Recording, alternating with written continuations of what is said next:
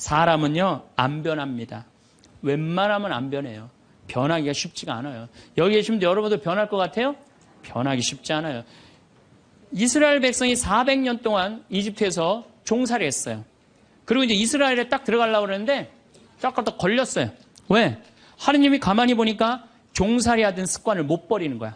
계속 불평하고 자기 스스로 뭘 해나가야 되는데 하느님이 고민을 하다가 얘네들은 안 바뀌겠다. 400년 동안 이 몸에 배갖고 그래서 이제 이집트는 떠나왔으니까 어떻게 40년 동안 보름이면 가요. 그 이집트에서부터 이스라엘까지 보름이면 가는 거리인데 40년을 떠돌아다니면서 그 몸에 노예살이에 몸에 뱉던 사람을 다 죽여요.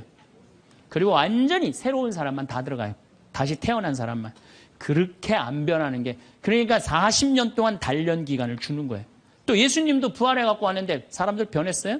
안 변했어요. 변한 사람 없어요. 12제자만 변하고 그런 거지. 사람은 안 변해. 근데 여러분들이 너 이렇게 살아 그런다고 살아요 그 사람이? 그러니까 대화할 때 싸워서 이길 수가 없어요. 싸워서 이기려 하지도 말고. 참 예수님. 네.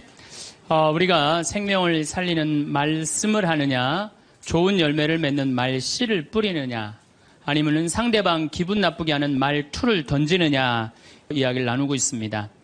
우리가 가장 가까이 있는 사람한테 가장 상처 주는 말을 참 많이 하는 것 같아요. 그래서 여러분들 부부끼리 서로 기분 나쁠 때가 있어요. 기분 나쁠 때 있잖아요. 예. 그럴 때 이렇게 감정적으로 생각하거나 극단적으로 생각할 필요가 없을 것 같아요. 왜 그렇게 생각하실 필요가 없느냐면 지금 종자가 다른 종자가 이상한 행동을 하고 있다. 이렇게 생각하면 좀 마음이 좀 편안해요. 저 사람이 날 미워해서 그러는 게 아니다. 더욱이 여성이라는 이 성은 제가 남성이기 때문에 그런 걸 많이 느껴요. 여성은 참 신비한 존재. 여자는요. 생리를 하고 난 다음에 1일부터 18일까지 점점 기분이 좋아진대요. 점점. 18일서부터 21일 사이까지는 기분이 최고래요, 최고. 네. 최고인데 21일부터 기분이 나빠지기 시작해. 생리할 때 되면 완전히 그 여자가 아니야. 원래 생각했던 그 여자가 아니야. 완전히 새로운 완전히 짐승이 하나 나와갖고 이상한 행동을 하는 거예요. 그러니까 여자는 기분이 좋고 나쁘고 너무 분명해요. 좋을 때는 한없이 좋고 나쁠 때는 또 한없이 나쁜 경우가 있어요. PMT라고 이게 여자는 생리 전 긴장감이 있대요. 이 현상이 있어갖고 여자의 감정을 남자들이 내 마음으로는 난 도저히 이해가 안 돼. 이게 이 주기를 몰라서 그래요. 더욱이 여자가 한 18일에서 21일 사이는 기분이 얼마나 좋으냐면은 처녀 때도 이때 만약에 파티장에 가고 술을 먹는데 남자를 보면은요 모든 남자가 다 멋있게 보인대. 그래갖고 그냥 이때 그냥 술 먹고 호텔에 다음날 아침에 깨보면 어머머 내가 미쳤어 내가 왜 그랬지? 이런 일이 이때 벌어지는 거예요. 그래서 보통 보면은 이렇게 부부들 보면 너무 예쁜 여자하고 이상하게 생긴 남자가 부부로 사는 경우가 있어요. 이 경우는 18일에서 21일 사이에 만난 경우에 이 경우는 전혀 어울리지 않는데도 같이 사는 경우가 있어요. 그걸 번개 맞은 사랑, 운명 같은 사랑 그런 거 아니에요. 그런데 이게 결혼할 때만 이런 현상이 일어나는 게 결혼하고도 계속 이 주기가 반복되는 거예요. 그러니까 남자들도 이걸 이해를 못하니까 답답한 거. 저 여자가 왜 저러나? 느닷없이 왜 신경질을 부리지? 또 느닷없이 너무너무 잘하고. 이런 주기, 본인들도 아마 그런 주기에 대한 인식이 있으실 거예요. 인간이라는 게 그렇게 복잡한 것 같아. 근데 옛날에는 이렇게 복잡해도 몰라도 됐어요. 그냥 참고 살고 그냥 견디고 살고 성당에서 십자가 생각하고 참으라고 그러면은 그냥 참고 그리고 옛날에 제가 20년 전만 해도 신부님 남편이 때려요 남편이 바람 펴요 그러면 저도 그랬어요. 참고 살으라고. 왜? 참고 좀만 참으면 죽으니까 그냥 죽으니까 참고 살라고 그랬어요. 그 옛날엔 더 했죠. 그 옛날에는 100년 전, 200년 전에는 참고 살면 둘 중에 하나 아무나 빨리 죽으니까 그냥 근데 요즘은요. 한 40살 된 사람이 남편이 때려요, 바람 펴요, 빚만 만들어놔요 이러면요. 참고 살라고 얘기하기가 참 두려워요. 왜냐하면 참고 100년을 더 살아야 되는데 그거는 또 다른 형벌이거든요. 그러니까 여러분들도 이제는 남자라는 이 동물을, 짐승을, 종자를 이해를 하셔야 돼요. 남편을 이해하라는 게 아니에요. 남자가 생겨먹은 게 어떻고, 또 여기 있는 우리 형제님들은 여자가 생겨먹은 게 그러면 훨씬 좀 덜 싸울 거예요. 덜 크크크 치치치 카카카 된다니까. 그런데 이제 부부끼리도 서로에 대한 이해가 필요하지만은 여러분들 자녀에 대한 이해가 필요합니다. 자녀를 이해하셔야 돼요. 그리고 자녀하고 대화를 해야 돼요. 자녀하고 대화를 해야 되는데 우리나라 엄마들은 참 편안하게 교육해요. 딱 한마디만 하면 되니까 공부해. 이건 절대 교육이 아니에요. 절대 교육이 아니에요. 고등학교 3학년 남자아이가 엄마를 죽였어요. 목으로 칼을 찔러서. 그런데 얘가 전국 4천등 하는 아이였대요. 모의고사에. 전국. 근데 엄마는 전국 1등 하라고 그래요. 전국 1등. 나는 전교 1등은 들어봤어도 전국 1등은 처음 들어봤어요. 전국. 자식한테 전국 1등을 하라고 강요한 엄마는 처음 들어봤어요. 근데 얘는 전국 4천등이면요. 서울대 들어가요. 왜냐면 1년에 서울대 4,000명 정도 뽑거든요. 4,000명 정도 뽑으면 뭐 카이스트, 경찰대 뭐 이런 데 다 빠지면은요. 서울대 들어가고도 남아요. 그런데 얘는 전국 63등으로 고친 거야. 63등인지 62등인지. 내가 고등학교 때 반에서 받은 등수야, 이거야, 고등학교. 그런데 엄마가 이 성적표를 받아보고 아이를 야구방망이 골프채로 8시간을 두들겨 팼다는 거예요. 엄마가 전국 1등 하라고 그랬더니 왜 전국 62등 하느냐. 근데 3월 14일이 무슨 날이냐면 학부용 진학 상담하는 날이야. 얘는 전국 62등도 8시간 두들겨 맞았는데 이거 전국 4,000등 걸리면은 나는 죽는다. 그래갖고 엄마를 미리 죽인 거예요. 얘 지금 감옥에 가 있어요. 1차 재판 끝났어요. 3년형인가 지금 나왔어요. 나는 얘는 엄마를 죽였다고 생각하지 않아요. 시험 감독관을 죽인 거예요. 시험 감독관을. 근데 우리는 자녀들한테 공부하라는, 왜 공부해야 되는지, 인생에 대한 철학, 삶의 진리 이런 얘기 전혀 하지 않아요. 그냥 무조건 공부하라. 무조건 공부하라 그래. 그러니까 애들이 왜 공부해야 되는지도 모르고 부모가 하라고 그러니까 지겨워도 하는 거예요. 그러니까 부모가 지겨운 거예요. 부모가 지겹고 부모하고 말을 섞기 싫고. 여러분들 맨날 초등학교 이제 한 5학년만 되면은 남편이 맨날 술 먹고 들어와. 남편이 요즘 경기가 안 좋아갖고 400만 원을 벌어야 되는데 150만 원밖에 못 벌어. 400만 원을 벌었는데 150만 원밖에 못 벌어. 그래갖고 남편이 걱정이 돼갖고 맨날 술을 먹고 들어와요. 그러면은 엄마가 한다는 소리가 그래요. 지겨워 죽겠어. 뭐하러 나하고 결혼했어. 술하고 결혼하지. 내가 이혼을 하든가 말든가 해야지. 아빠는 맨날 술 먹고 들어오고. 초등학교 5학년만 되면은 여자의 초등학교 5학년 애들 눈치가 빨라요. 아, 우리 집이 지금 심각하구나. 엄마 아빠가 곧 이혼하면 나는 엄마하고 살아야 될까 아빠하고 살아야 될까 고민해요. 아빠가 밤 10시에 술이 취해갖고 들어왔어. 그래도 딸이라고 아빠 들어왔냐고. 아빠 오셨어요? 아빠가 한다는 소리가 우리 딸 이리 와. 아빠가 안아줄게. 걱정하지 말고 넌 들어가서 공부해. 이 아빠가 다 알아서 할게. 아니 엄마는 이혼한다는데 뭘 다 알아서 한다는 거야. 근데 엄마는 지겨워 죽겠어. 내가 이혼하든지 말든지 이런 소리 하면요. 얘는 마음 잡고 공부 못합니다. 공부하란다고 공부하는 게 아니거든요. 정말 지혜로운 엄마는 어떤 엄마인 줄 알아요? 남편 술 취해갖고 들어오면은 방에다 뉘어놓고 근심 어린 얼굴로 쳐다보는 초등학교 5학년 딸아, 아빠가 맨날 술 먹고 들어오니까 걱정되지? 엄마 나 걱정돼. 아빠가 왜 저래 조금? 사실은 아빠가 요즘 경제가 좀 어렵지 않니? 너도 알다시피 지금 유럽에 그리스 사태 터졌잖아.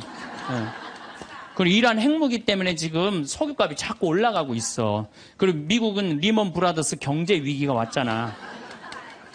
이렇게 어려운 경제 위기가 와서 아빠가 한 달에 400을 벌어야 되는데 150밖에 못 벌어. 근데 너도 알다시피 우리 핸드폰 네 식구 쓰면은 20만 원이야. 그 다음에 전기세 10만 원이야. 그 다음에 아빠 차 운행하고 우리 버스 타고 전철 타고 다니는 거 30만 원이야. 우리가 라면만 먹고 살아도 60만 원이야. 네 학원비, 동생 학원비 50만 원 들어가. 그러고 난 다음에 우리 아파트 부금 100만 원 들어가. 한 달에 최소한 250은 있어야 되는데 150밖에 6개월 동안 아빠가 지금 이렇게 우리 집이 마이너스야. 그래서 아빠가 저렇게 근심 걱정이 돼서 저렇게 술을 먹고 들어오니 네가 좀 이해를 해줬으면 좋겠다. 이렇게 말하면요, 얘는 방에 들어가서 고민해요. 우리 집을 위해서 내가 도대체 뭘 해야 될까 고민해요. 그런데 우리는 자녀들한테 이런 얘기 일체하지 않아요. 일체하지 않고 너는 들어가서 뭐 하라고 그래? 공부하라고 그래. 그러니까 애들이 공부를 왜 해야 되는지 모르잖아요. 유대인들은요, 초등학교 1학년만 되면은 왜 우리가 이 초막절을 지내야 되는지, 왜 우리가 과월절을 지내야 되는지, 할머니, 할아버지는 어떻게 살았고, 엄마, 아빠는 어떻게 살았고, 다 얘기해줘요. 그러니까 우리나라 애들은, 이스라엘 애들은 초등학교 1학년 때부터 철드는 거예요. 우리 역사, 이런 역사 안에서 내가 살아가야 되는구나. 제가 지난 3월 달에 내가 이제 다음 겨울에 12월 달에 그 강의를 이제 말씀을 드릴 거예요. 3월 달에 이스라엘에 초청을 받아서 갔다 왔어요. 근데 마침 내가 그 사막 체험을 했는데 그때 이스라엘의 영재 아이들이 거기 왔었어요. 천재 아이들이죠. 근데 이스라엘은 고등학교 3학년 18살만 되면요, 무조건 군대 가야 돼요. 3년. 남자고 여자고 다 3년. 근데 걔네들이 전부 다 의대 합격한 애, 공군사관학교 합격한 애, 다 그런 애들이야. 그래서 내가 물어봤어요. 니네들은 18살만 되면은 군대를 간다는데 너희들 정말 군대 가고 싶느냐? 내가 물어봤는데 걔네 눈빛이 반짝반짝 그러면서 나는 이 나라를 위해서 가겠다는 거예요. 그리고 그냥 가는 것도 아니고 반드시 가고 그냥 기쁘게 가겠다는 거예요. 얘네들은 역사, 의식, 가정의식 다 있는 거야. 그러니까 우리나라 애들은 20년 동안 역사 얘기도 안 듣고 사람 살아가는 도리 얘기도 안 듣고 무조건 뭐만 하라고 그래? 공부만 하라고 그래. 제가 얼마 전에 내 친구의 친구가 세상을 떠났어요. 근데 그 세상 떠난 사람 여자야. 근데 고등학교 2학년 딸이 있고 대학교 1학년 아들이 하나 있는 거야. 그런데 이 엄마가 딸을 깨워야지 딸은 일어나서 학교를 가는 거예요. 근데 10시가 됐는데 엄마가 안 깨운 거야. 엄마가 왜 나를 안 깨웠지? 10시가 됐는데 부엌에 가보니까 심장마비로 죽은 거예요. 심장마비로 죽었는데 아들이 이제 올라왔죠. 지방대학 다니면서. 아들이 올라왔는데 아들이 장례 때 하나 울질 않더래요. 우리 친구가 가서 보니까. 그리고 그냥 슬퍼하질 않더래요. 그런데 장례하는 날 아빠한테 그러더래요. 아빠, 나 내일 MT가 있는데 나 그거 꼭 가고 싶은데 나 어떻게 하면 좋으냐고. 나 내일 MT 가게 해달라고 그러더래요. 철이 안 들은 거죠. 그런데 여러분들, 얘가 철이 왜 없을까요? 누가 이렇게 철없이 키웠을까요? 부모가 철없이 키운 거예요. 뭐 하라고 그런 거야? 공부하라고 그러는 말 외에는 한 얘기가 없는 거예요. 공부하라는 얘기. 우리 집에 이 형제가 4형제. 근데 우리 둘째 형이 머리가 나빠요. IQ가 99에. 난 126인데. 근데 우리 둘째 형이 중학교 1학년 때 어느 날 갑자기 공부를 잘하는 거예요. 반에서 1, 2등을 하는 거예요. 그리고 좋은 고등학교 가고 좋은 대학 나와서 대기업 하고 요즘 아주 그냥 번듯한 회사의 사장이에요. 그래서 내가 3년 전에 형한테 물어봤어요. 형은 IQ가 자기 항상 그러니까 난 99밖에 안 된다고. 형은 IQ가 99밖에 안 되는데 왜 이렇게 공부를 잘하고 사회에서 이렇게 정말로 남들 부러워하는 자리까지 올라갔느냐고. 왜 IQ가 99밖에 안 되는데 왜 갑자기 공부를 잘하느냐고 내가 물어봤어요. 근데 형이 이런 말씀을 저한테 하더라고. 형이 신부님, 내가 중학교 1학년 때 아버지가 간 수술했어요. 큰 간 수술을 했어요. 난 초등학교 4학년 때 기억나요. 아버지 병원에 가면 천도복숭아 따먹었던 거 기억나요. 그리고 아버지가 퇴원을 하고 다음날 허리를 구부리고 출근을 하시더래요. 근데 우리 형이 보니까 어머니가 그랬대. 여보, 며칠 쉬었다가 나가라고. 그렇게 허리를 구부리고 어떻게 출근을 하느냐고. 근데 아버지가 그러더래요. 나는 내 자식 먹여 살리고 공부시키려면 오늘부터 나가야 된다고. 그걸 일주일 동안 이 99짜리 IQ가 지켜본 거예요. 일주일 동안 지켜보면서 자기가 그런 생각을 했대요. 내가 저 아버지를 위해서 해야 되는 건 공부다. 그래갖고 이 99 IQ가 코피가 터져가면서 공부를 한 거예요. 근데 그 아들은 내가 봐도 그때부터 효자인데 지금까지도 효자예요. 왜? 부모의 삶에 동참했기 때문에. 여러분들은 자녀를 여러분들의 삶에 얼마나 동참시키세요? 어제 내가 평창에서 강의를 했는데 할머니 한 분이 평생 한 번도 그런 얘기 안 했대, 자식한테. 먹여주고 재워주는 거 외에는 한 게 없다는 거예요. 여러분들, 개는요, 10마디 알아듣는데요. 기다려, 앉아, 손, 엎드려, 이 정도 알아듣는데요. 그리고 원숭이는 한 30마디 알아듣는데, 자기네들끼리도. 사람은 적어도 하루 한 집에서 살면서 10,000마디는 해야 된대요. 근데 우리가 자녀들한테 무슨 얘기해? 일어나, 밥 먹어, 학교 가, 숙제, 공부해, 시험은 10마디 정도밖에 안 한 거야, 20년 동안. 어떤 뭐 하느님을 사랑하는 거, 사람을 사랑하는 거, 살아가면서 사람의 도리, 우리 집안의 내력, 그런 얘기 생전 안 하는 거예요. 생전. 내가 어떤 고민을 하는지, 내가 어떤 갈등 속에서 사는지, 아빠하고 어떤 추억이 있는지 그런 거 전혀 모르는 거예요. 밥만 먹여주는 부부. 그러니까 10마디 이상 안 하는 거예요. 그러니까 내가 자녀를 키우면서 계속 들어가서 공부해 10마디 이상 안 한 이 집은 무슨 집이냐? 개 같은 집이에요. 개 같은 집. 사람 집이 아니에요. 사람 집이 아니에요. 다정한 대화를 할 수가 없는 거야. 그러니까 우리 이 둘째 아들은 정말 그때부터 지금 나이가 50이 넘었는데 아직까지도 효자예요. 그래서 내가 이렇게 나보다 신부가 됐으면 더 잘 살았을 거예요. 둘째 형이. 근데 큰 형은 이제 우리 어머니 아버지가 이제 휴가를 이제 우리 생태마을, 요즘은 이제 거의 못 오시는데 휴가를 오면 이제 누나, 큰아들, 둘째 아들이 돌아가면서 모시고 와요. 근데 이제 뭐 큰아들도 자기도 뭐 조그만 공장을 하는데 막 이제 바쁜 와중에 어머니 아버지 모시고 오는 거 아니에요. 오다가 어머니가 아이고 얘야 묵주를 까먹었다 그러면 신경질을 부린대요. 바빠 죽겠는데 어떻게 하라고 그러냐고 지금 일주일만 손가락으로 하고 오라고 그냥 그런데요. 근데 둘째 아들은 어머니가 딱 이제 아들 둘째 아들이 태우고 평창에 오다 얘야 묵주를 까먹었다 그러면 둘째 아들은 그런데 우리 어머니가 저한테 해준 얘기예요. 어머니 걱정하지 마세요. 톨게이트 앞에서도 그런데 어머니 걱정하지 마세요. 차 돌리면 되죠 뭐. 그리고 그 차를 돌려갖고 30분 동안 집에 가서 그 묵주를 찾아서 모셔다 드린다는 거예요. 그러니까 부모가 불편한 게 싫은 거야. 왜? 이 자식은 중학교 1학년 때부터 누구의 삶에 동참한 거야? 부모의 삶에 동참한 거야. 여러분들은 자녀들을 언제부터 삶에 동참시켰어요? 부모가 속이 썩는지 아빠가 힘든지 고통스러운지 그런 건 하나도 얘기 안 하잖아요. 그리고 너는 뭐만 하면 돼? 공부만 하면 되는 거야. 저는 요즘 우리 사회가 지금 굉장히 거칠다 그래요. 왕따, 그 다음에 학원 폭력, 성폭력, 굉장히 뭐 아주 충격적인 사건들이 많이 벌어지잖아요. 내가 보기에는 이거는 다 집안에서 교육이 말이 안 통해서 그래. 부모가 진리를 애들한테 알려줘야 될 거 아니야. 진리를. 그리고 하느님의 사랑도 알려줘야 되고. 근데 그런 얘기 생전 안 하는 거예요. 저는 요즘 무슨 대책 막 낼 때 정말로 한심해요. 그런 대책으로는 해결이 안 돼요. 저는 중학교 때 성당을 이틀 갔어요. 토요일 날, 일요일 날. 뭐 이틀 간 게 아니라 6일이면 6일 다 갔죠. 7일이면 7일 다 갔어요, 성당. 매일 가서 성당 살았어요. 그 성당 가면은 매일 교리 배우고, 거룩한 거 배우고, 진리 배우고, 사람 사랑하는 거 배우고, 사람 배려하는 거 배우고. 그랬잖아요. 학원이 무슨 학원이야. 토요일 날이는 맨날 친구들하고, 이 순교자 성월에는 유대철, 내가 그때 주인공 됐었어. 유대철. 연극하고, 성탄 때는 또, 성가 연습하고, 문학적으로, 심성적으로 신앙생활을 했을 때는 아이들이 거룩하고, 그 중에 또 뭐, 신학교 간 학사님 있으면 그 학생이 너무너무 부러우면 나도 한번 신부로 살아볼까? 또 수녀원 간 사람 있으면 또 이 여자아이들도 나도 저렇게 아름다운 수도자로 살아볼까? 그런 문화가 있었다고요. 근데 우리 천주교만 그런 게 아니라 자라보면 교회 다니는 애들, 절에 다니는 애들 다 그렇게 자랐어요. 그러니까 심성이 예쁘게 자라는 거죠. 근데 요즘 애들은 뭐만 해요? 공부만 해요. 그러니까 심성이 예쁘게 자랄 수가 없는 거예요. 아무리 대책을 발표해봐요. 소용이 없는 거예요. 그래서 나는 진짜 똑똑한 정치인이라면은 토요일 날, 일요일 날 신앙생활 하게 해야 돼요.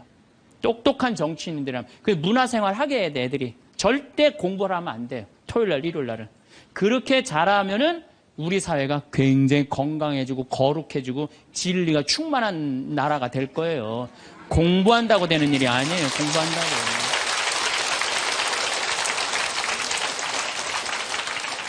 그러니까 자식들하고 대화를 하려고 해도 대화를 해본 적이 있어야지 대화를 할 거 아니야. 공부하라는 말 외에는 해본 적이 없는데. 그래서 엄마 명동에 어때? 좋았어? 좋았어. 어떻게 좋았어? 그냥 좋았어. 넌 들어가서 빨리 공부해. 자, 그렇다면은 내가 어떻게 하면 대화를 잘할 수 있을까? 말을 잘할 수 있을까? 첫 번째, 들어라. 우리가 이게 부족해요. 듣는 게 부족해. 우리나라 사람들이 듣는 게 부족해. 제가 평택에서 본당 신부할 때 교우가 한 5,000명 됐었어요.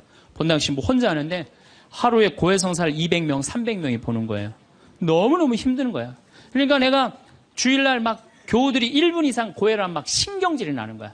그러니까 할머니들이 그냥 신부님 내가 6.25 때 시집 와갖고 그냥 독자 집에 시집을 왔는데 아들을 하나 낳았어요. 아들을 하나 낳았는데 그놈이 독자라고 내가 너무 오냐 해서 키우다 보니까 이놈을 장가를 보냈는데 이놈이 이혼을 해갖고 손자를 나한테 맡겨갖고 내가 지난주에 그 손자 찾으러 다니느냐고 주일미사를 빠졌어요. 아, 주일미사 빠졌는데 왜 6.25 전쟁부터 시작을 해. 내가 그래요. 저 교우들한테 항상 교육할 때 죄는 간단히 죄 진 것만 얘기해라. 과정은 설명하지 말고. 그러니까 참 교우들도 죄 결론만 얘기하는 게 참 답답할 거 아니야. 고해소에서 그 답답한 속을 털어놔야 되는데 신부님은 막 200명, 300명 주름 기다리고 있고. 근데 내가 능평이라는 데 본당 신부를 딱 갔는데 교우가 500명이야. 딱 10분의 1이야. 고해소에 들어가고 성물돌 끝났는데도 들어오는 사람이 아무도 없는 거야. 너무 심심한 거예요. 그래갖고 이제 고해소에 딱 들어오면 너무 반가운 거예요. 그래갖고 신부님 저 시어머니를 미워했어요. 그럼 평택에서는 4계명 부모에게 효도하라고 그랬는데 미워하면 안 된다. 예수님이 십자가 생각하고 시어머니한테 잘해라. 딱 간단해.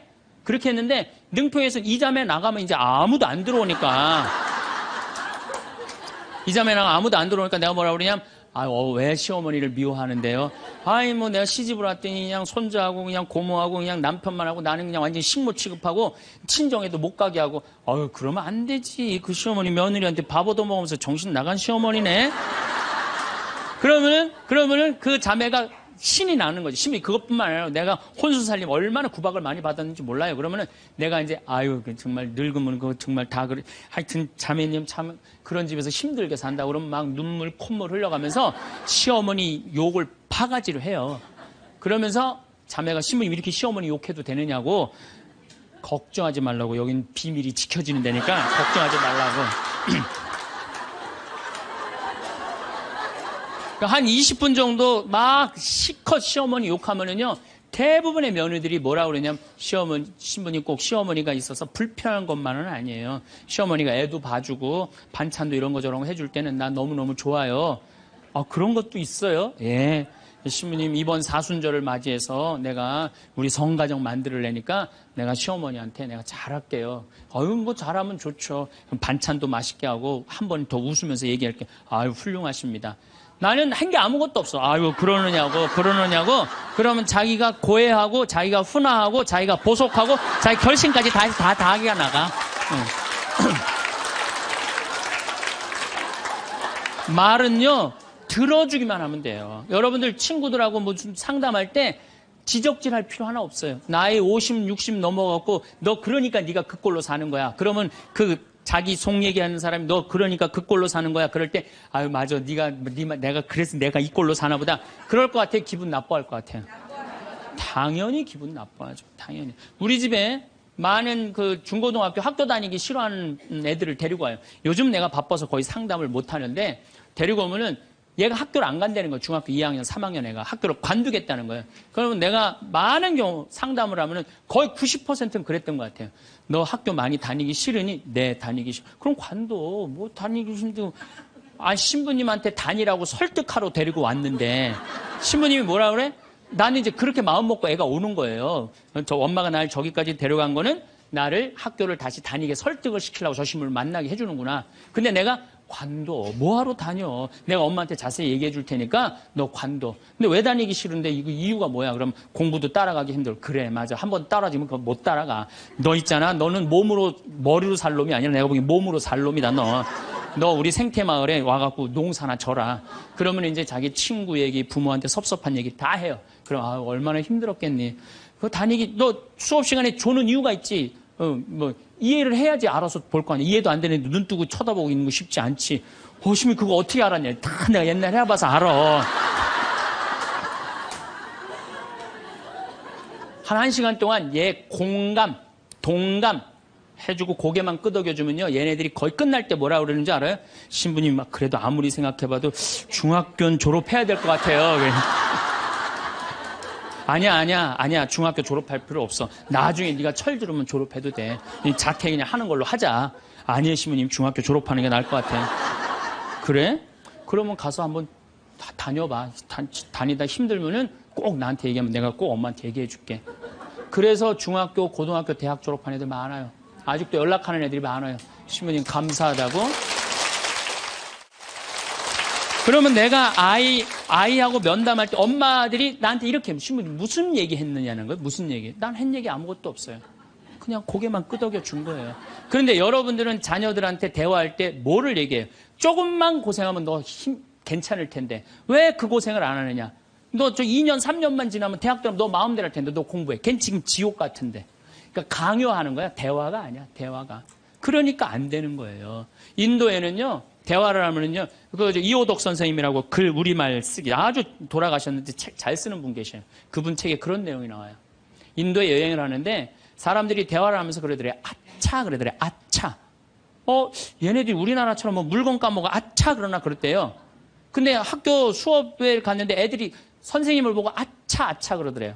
그래서 그게 무슨 뜻이냐 그러니까 내가 지금 네 이야기를 들어주고 있으니까 네 말이 맞다라는 뜻으로 내가 아차 아차 해주는 거. 네 말이 사람이 지금도 고개를 끄덕이는 분들 그게 참 중요해요. 고개를 끄덕이는 게 중요한 거예요. 그래서 나는 이렇게 교우들이 상담하거나 우리 신부들이 가끔 상담 올 때도 있어요. 특히 신부들이 상담 올 때는 내가 거의 말 안 해요. 자기네들 다 하니까 고개만 끄덕여 주는 거예요. 고개만.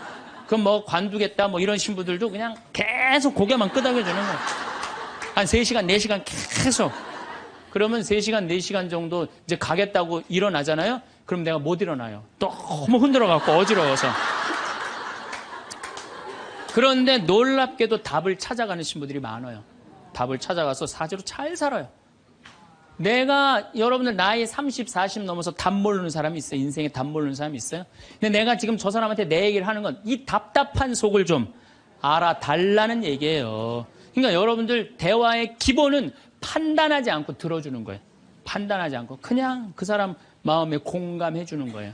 두 번째, 내가 대화 다 잘하고 싶다. 이기려 하지 마라. 우리가 이 대화에 이게 뭐예요? 이 쥐래. 이기려고. 말하면 내가 꼭 저 사람을 설득해서 이기려고 그래. 근데 여러분들 설득이 돼요? 안 돼요. 내 남편도 설득이 안 되는데. 그렇죠? 내 자식도 설득이 안 되는데 남이 설득이 되겠어요? 그러니까 종교 얘기, 정치 얘기, 이데올로기 얘기 이런 얘기는 하는 게 아니에요.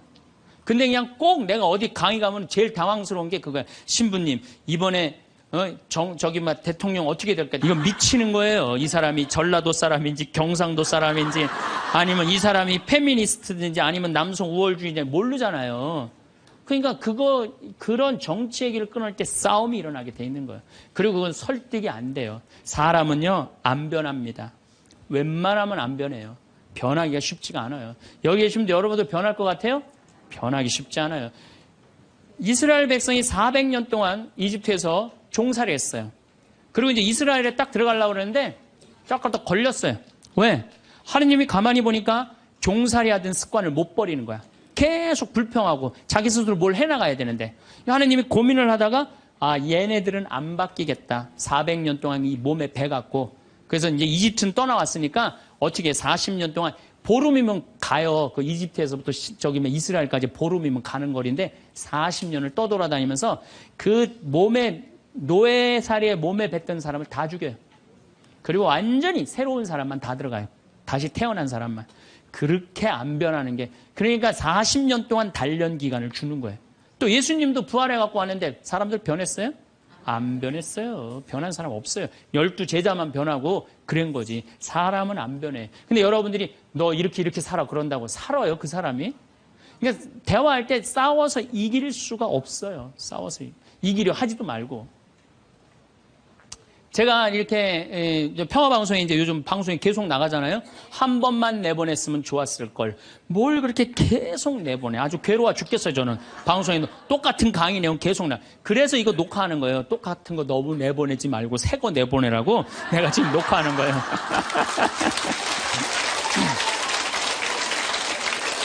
그런데 우리 PD님이 나한테 그러는 거예요. 신부님 시청률이 1위라는 거예요.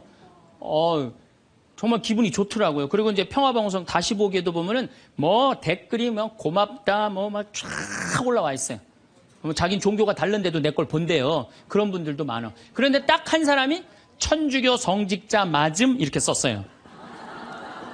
성직자 맞음 이렇게 썼어. 기분 굉장히 나쁘게. 왜? 내가 행복론 강의하면서 평화방송 다시 보기라면 1,000원을 내야 돼요. 1,000원을 받으면서 내가 행복론 강의하니까 너 가증스럽다 이거야. 너 성직자 맞냐 이거야. 천주교 신부 맞느냐 이거예요. 그러니까 네가 진짜 행복론 강의 제대로 하려면 받지 말아라 이거예요. 근데 나는 안 받아요. 평화방송이 받는 거지 나는 안 받아요. 나 거기서 받아갖고 평화방송에 나 돈 한 푼도 안 줘요. 그리고 300K로 보면 무료로 볼 수 있어요 또. 그 사람은 내가 싫은 거야. 내가 그냥 본질적으로 싫은 거야 내가. 그러니까 성직자 맞음하고 쓴 거야. 근데 그 밑에 댓글을 써서 내 팬들이 막 신부님 돈 안 받는다. 평화방송도 해명을 했어요. 신부님 한 푼도 돈 안 간다. 그래도 아무 소리도 없는 거야. 그러니까 그 사람은 내가 싫은 거예요. 그 싫으니까 성직자 맞느냐고 한 거야. 자, 내가 그걸 읽어보고 막 화가 났어. 100명이 다 칭찬하는데 한 명이 나 욕하면 신경질 나잖아요. 그래갖고 내가 밑에 댓글에다가 너 나하고 한 번 만나서 싸우자. 나 돈 안 받는다. 나한테 사과해라. 그래야 될 것 같아요? 무시해야 될 것 같아요? 그걸 잘 아는 사람들이. 아니 무시해야 되는 걸 그렇게 잘 아는 사람들이 주위 사람들한테 그렇게 싸워서 이기려고 그래요. 우린요 인생을 살아가다가 무시해야 되는 사람들이 참 많아요. 여러분들 야구 아시죠? 야구. 투수가 있고 포수가 있어요. 그렇죠? 타자가 있어요. 타자가 이제 좋은 타자는 어떤 타자냐면은 하늘로 올라가는 볼을 치는 타자가 훌륭한 타자입니까? 땅으로 떨어지는 볼을 치는 타자가 훌륭한 타자입니까? 와일드 피치라고 완전 뒤로 빠지는 볼을 치는 타자가 훌륭한 타자입니까? 아니면 스트라이크를 제대로 골라서 이 스트라이크를 치는 타자가 훌륭한 타자입니까? 그렇죠. 스트라이크 들어오는 걸 쳐도 3할 10번 중에 3번을 못 쳐요. 하늘로 솟는 거, 땅으로 떨어지는 거, 뒤로 빠지는 거 이런 거는 골라내야 돼요. 근데 우리 인생도 마찬가지예요. 만나는 사람이 다 스트라이크예요? 만나는 사람, 어떤 사람은 하늘로 솟는 볼이 있어요, 없어요? 땅으로 떨어지는 볼이 있어요, 없어요? 뒤로 빠지는 볼이 있어요, 없어요? 볼들이 많아요. 그 볼마다 쫓아다니면서 다 치면요, 이 사람 타자 자격 없어요. 여러분들 인생 살아가면서요, 스트라이크만 골라 쳐도 3할을 못 쳐요. 그러니까 10명 중에 만나는 사람 3명 마음 맞는 사람 만나기 쉽지 않아요. 그 3명만 아멘 다시 한번 해보세요. 그 3명하고만 잘 사귀어도 여러분들 행복해요. 그 7명 때문에 마음 뺏길 필요가 없다는 거예요. 그래서 여러분들 가만히 생각해보면 성당에 보면 볼 많아요. 아, 예쁜 옷 입고 갔더니 누굴 홀리려고 그냥 여시같이 입고 그거 볼이야. 그 볼이에요. 상대할 필요 없어요. 걸러내면 돼요. 우리가 인생 살면서요. 저는 제가 이렇게 강의를 하니까 모든 사람이 다 날 좋아할 거라는 생각은 절대 안 해요. 절대 안 합니다. 왜냐하면 내 강의를 듣는데 내 강의 싫어하는 사람들이 있어요. 그리고 그 사람들 자유예요. 얼마든지 싫어할 수 있어요. 내가 그 사람들 무시하는 것도 내 자유예요. 근데 그 사람들은 머리 드밀고 싸우고 이렇게 사느니 죽는 게 낫다. 뭐하러 그래? 나 사랑하는 사람이 훨씬 많은데. 그럼 내가 사랑하는 사람한테 마음을 뺏겨야 될 것 같아요? 염장 지르는 사람한테 마음 빼앗겨야 될 것 같아요? 어느 누구한테 마음 뺏겨야 돼? 사랑하는 사람한테. 여러분들도 마찬가지라는 거예요. 그러니까 오늘 이렇게 생각해서 내 볼이 누군가, 그 사람한테 내가 마음을 빼앗기고 시간을 빼앗고 열정을 빼앗긴다면 여러분들은 타자 자격 없고 인생 살 자격 없는 거예요. 그건 걸러내야 돼요. 이기려 하지 마세요. 골라내시면 돼요. 아, 예수님 그렇게 우리 구세주인데 예수님 다 좋아했어요? 멱살 잡고 돌 던지고 막 이랬어요. 예수님도 마지막 침 뱉고. 그러니까 우리들이 모든 사람한테 사랑받으려고 그럴 때 그때 미치는 거예요. 네. 날 사랑하는 사람도 있고 사랑하지 않는 사람도 있고. 반대로 뒤집어서 얘기해 봅시다. 여러분들 다 사랑해요? 아니요. 여러분들 마음에 안 드는 사람 있어요, 없어요? 있어요. 남들도 똑같은 거예요. 그렇게 생각하면 스트레스 받을 일이 하나도 없죠. 네. 그냥 내 맛있는 거 집 잡혀서 사 먹으러 다니면 돼. 자, 3번째, 대화를 잘하려면 지는 법을 배워야 돼요. 이기려 하지도 말지만 지는 법을 배워야 돼요. 여러분들 우리가 살아가면서 이걸 대한민국이 못해요. 아니 내가 맨날 이겨야만 돼? 1등만 해야 돼? 2등 할 수도 있고 꼴등 할 수도 있고, 내가 달리기 하면 달리기 잘하고 노래하면 노래 잘하고 그림은 그림 잘해야 다 잘해야 돼요? 그렇지 않아요. 애들한테 지는 법을 알려주면요 애들이 잘 살아요. 근데 너 꼭 1등 해야 돼. 너 남들하고 해서 해야 돼. 얘네들 나중에 부러지게 돼 있어요. 지는 법을 가르쳐. 제가 이제 호주에 이제 강의 갔다가 우리 생태마을에 여름에 환경 교육을 해요. 아이들이 한 300명 정도 왔어요. 주일미사 이제 딱 토요일 날 돌아가고 주일미사를 딱 하는데 300명이 앉아서 미사를 하더라고요. 우리 생태마을은 여름에 더우니까 우리가 아이스크림을 직접 만들어서 판매를 해요. 애들. 그러니까 애들이 이제 뭐 아이스크림 사 먹는 재미로 그냥 왔다 갔다 하잖아요. 근데 이제 이 300명이 주일날인데도 불구하고 아이스크림 사 먹느냐고 돈을 다 써버린 거야. 주일날 미사를 하는데 헌금을 하는데 헌금을 안 하는 거예요. 300명이 전부 다 헌금 봉투를 다 패스를 하는 거예요. 그런데 원주교구 구곡성당 아이들이랑 대구교구 무슨 산지성당, 성지성당인가 두 성당 50명만 헌금을 다 하는 거예요. 얘네들은 헌금을 남겨둔 거죠. 남겨두고 헌금을 계속 하더라고요. 나는 이렇게 앉아서 보는데 걔네들이 너무 예쁜 거예요. 그 먹고 싶은 아이스크림을 안 먹고 헌금을 하니 얼마나 예뻐요. 하느님 생각을 가만히 해봐서 하느님이 쟤네들이 얼마나 예쁠까 감사하다고 헌금을 바치니. 그래서 내가 이제 공지사항 때 너희들은 아이스크림도 안 사 먹고 이렇게 헌금을 하니 너무 기특하다.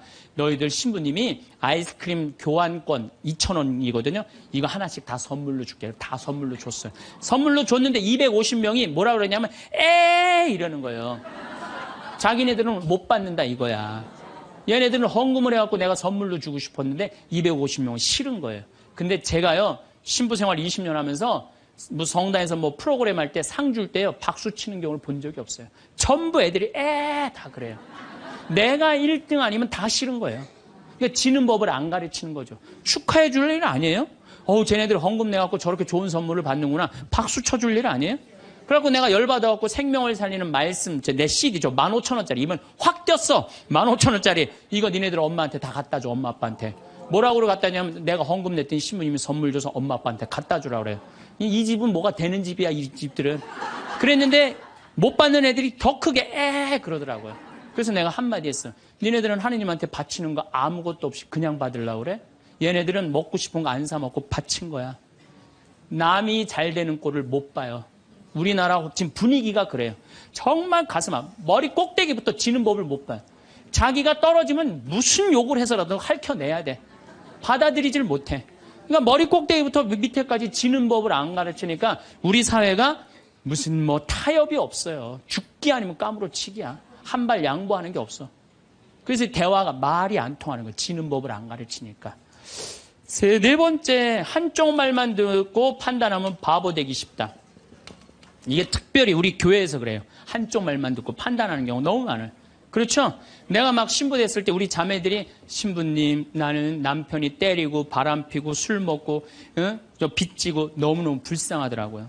왜냐면 얼마나 불쌍해. 여자가 시집으로 왔는데 남편이 때리고 바람피고 빚지고 기쁨이 하나도 없잖아요. 여자가 이쁜 여자가 울면 더 이쁘잖아 또 막.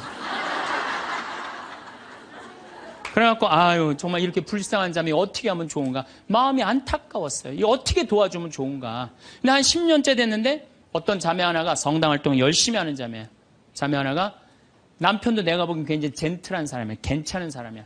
근데 해가 어스름하게 지는데 성당 마당에서 울면서 신부님 나는 겉보기에는 멀쩡해도 속으로는 시어머니 시아버지 남편 때문에 속이 썩는다고. 이 자매가 이렇게 어려운 가운데서도 반짝반짝 웃으면서 교회 봉사를 했구나. 마음이 착하더라고. 그래서 이 자매를 한번 꼭 끌어안아줘야 되나 어떻게 되나 막 고민을 하고 있는데 그날따라 남편이 퇴근을 하고 성체조부에서 성당에 오는 거예요. 멀리서 남편이 보이는데 막 울다가 남편 욕하고 시댁 욕하다가 이 자매가 눈물을 싹 훔치더니 그 우는 모습은 온데간데 없이 반짝 웃으면서 자기야 웬일이야 그래서 막 뛰어가더라고요. 내가 그날 이후부터 여자의 눈물은 한쪽 눈물만 믿어요.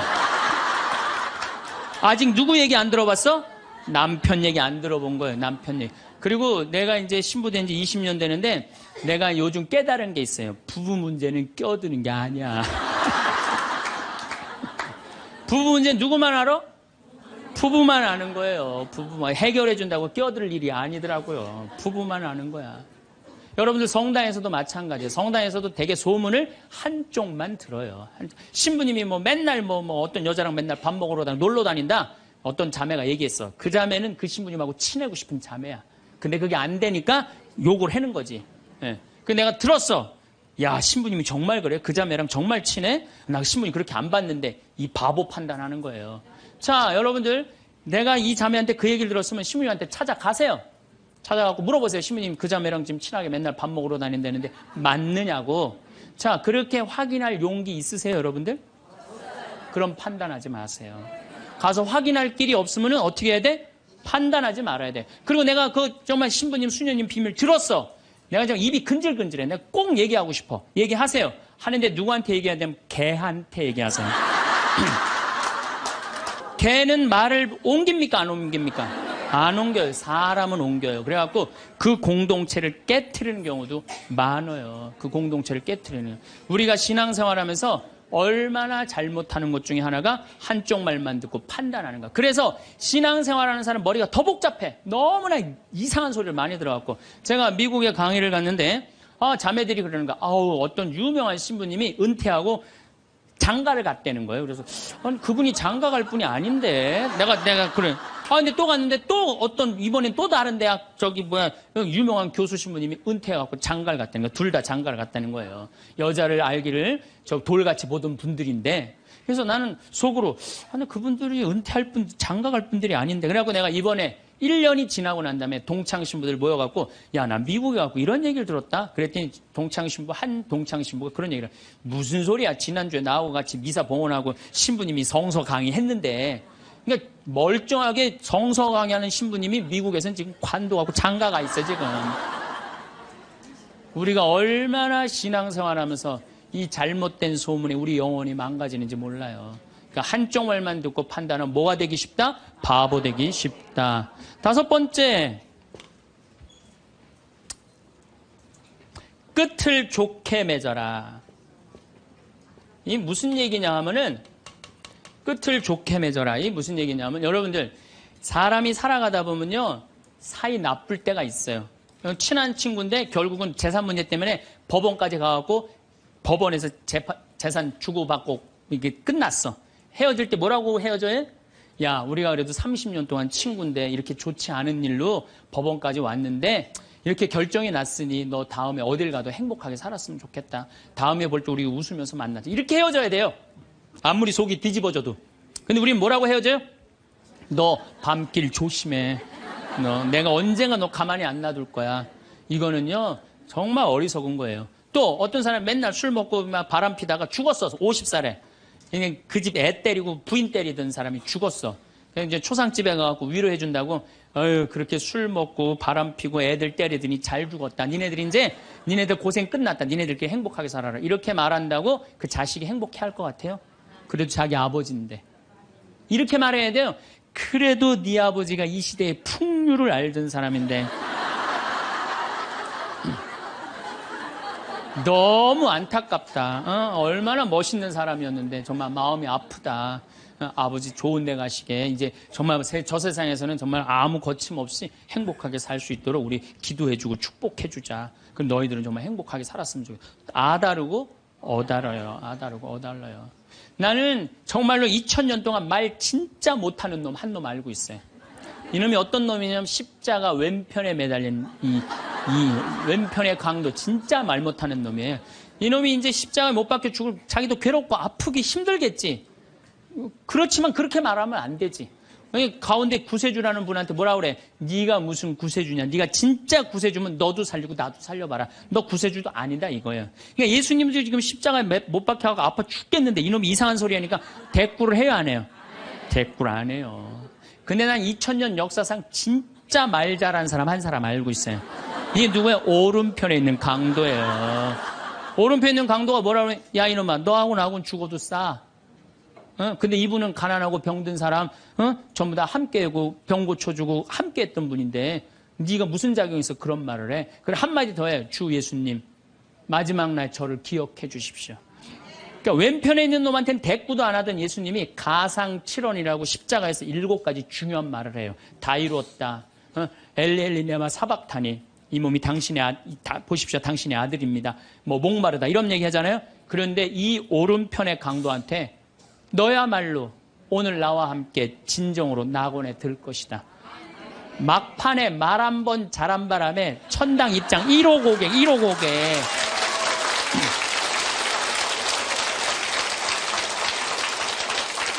여러분들, 우리가 사람이라는 것이요, 이 말이요, 복을 불러일으키기도 하고 화를 불러일으키기도 해. 구원까지 결정될 수 있는 게 말이에요. 그래서 나는 이 기가 막힌 말을 어떻게 쓰고 있느냐, 제가 성서 한 구절 좀 읽어 드리겠습니다. 자세히 알아보기 전에 꾸짖지 마라. 먼저 생각해보고 나서 질책하여라. 듣기 전에 대답하지 말고 남이 말하는 도중에 끼어들지 마라. 너와 상관없는 일로 다투지 말고 죄인들이 시비를 가릴 때 자리를 함께 하지 마라. 꼭 성당에서 신부님 욕하는데 모여갖고 그냥 같이 하는 사람들 위험한 데 앉아 있는 거예요. 죄인들이 시비를 가리는데 자리를 같이 하지 말아요. 하지 마세요. 빠져나오세요. 예, 그건 하느님이 판단할 일이지 여러분들이 판단할 일은 아니라는 거예요. 혀를 절제하는 이는 갈등 없이 살고 뜬 소문을 싫어하는 이는 잘못을 덜 저지르리라. 절대 말을 옮기지 마라. 아무것도 잃는 것이 없으리라. 말을 안 옮기면 잃는 것이 없어. 말을 너무 옮기고 싶어. 누구한테 얘기해? 개한테 얘기하세요. 개한테. 어떤 말을 들었으면 죽을 때까지 묻어두어라. 이게 집회서에 나오는 말씀이에요. 여러분들, 저 사람 판사인데 이 둘째 부인은 아들이래. 내가 알고 있어. 근데 그걸 얘기를 해야 될까요? 죽을 때까지 묻어둬야 될까요? 죽을 때까지 묻어둬야 돼요. 어리석은 자는 들은 말 때문에 아이 낳는 여자처럼 진통을 겪으리라. 온갖 소문을 듣고 그냥 진통을 겪는 거야. 어리석은 자의 뱃속에 든 말은 사람의 넓적다리에 밝힌 화살과 같다. 중상하는 자와 한 입으로 두말하는 자를 저주하여라. 그들은 평화로이 사는 많은 사람들을 멸망시켰다. 그래서 여러분들, 말이라는 거는요, 너무 중요한 거예요. 그래서 난 과연 생명을 살리는 말씀을 하는 사람이냐, 좋은 열매를 맺는 말 씨를 뿌리는 사람이냐, 입만 열면 공동체를 파괴하고 상대방 가슴에 멍을 들게 하는 말투를 던지는 사람이냐, 이거 잘 생각하시고 여러분들은 생명을 살리는 말씀을 전하는 분들이 되고 좋은 열매를 맺는 말 씨를 뿌리는 분들 되기를 바라겠습니다. 아멘. 감사합니다. 황창연신부님의 행복특강 생명을 살리는 말씀 3부. 말씀 중에 사랑하는 사람에게 마음 주는 방법이란 말씀이 참 좋았습니다. 사랑하는 사람에게 마음을 주는 방법은 여러 가지가 있으며 이는 그 사람과의 관계나 상황에 따라 다를 수 있습니다. 일반적으로 효과적인 방법들 공유드립니다. 진심 어린 관심. 그 사람의 말과 행동에 진정으로 관심을 갖고 그들의 생각과 감정을 존중해주세요. 그들의 이야기를 경청하고 그들이 중요하게 여기는 것에 대해 이해하려고 노력하세요. 사려 깊은 행동. 작은 것이라도 상대방을 위해 사려 깊은 행동을 하세요. 예를 들어 그 사람이 좋아하는 음식을 준비하거나 그들이 필요로 하는 도움을 제공하는 것이 좋습니다. 시간을 함께 보내기. 함께 의미 있는 시간을 보내는 것은 중요한 방법입니다. 함께하는 활동이나 취미를 통해 서로 더 가까워질 수 있습니다. 진심 어린 칭찬. 상대방의 장점과 노력에 대해 진심으로 칭찬해주세요. 이는 그들에게 자신감을 주고 그들이 특별하다는 느낌을 줄 수 있습니다. 서프라이즈. 특별한 날이나 아무 이유 없이 서프라이즈를 준비해보세요. 이는 상대방에게 당신의 마음을 표현하는 좋은 방법입니다. 지원과 응원. 상대방이 어려운 시기를 겪을 때 그들을 지원하고 응원하는 것이 중요합니다. 그들이 필요로 할 때 곁에 있어주는 것이 큰 힘이 됩니다. 개인적인 시간과 공간 존중. 상대방의 개인적인 시간과 공간을 존중하는 것도 중요합니다. 이는 건강한 관계를 유지하는 데 도움이 됩니다. 솔직한 대화. 솔직하게 자신의 감정과 생각을 표현하는 것이 중요합니다. 상대방과 솔직한 대화를 통해 서로를 더 잘 이해할 수 있습니다. 이러한 방법들을 통해 상대방에게 마음을 표현할 수 있으며 이는 더 깊고 의미 있는 관계를 형성하는 데 도움이 될 것입니다. 오늘도 평안하시기를. 감사합니다.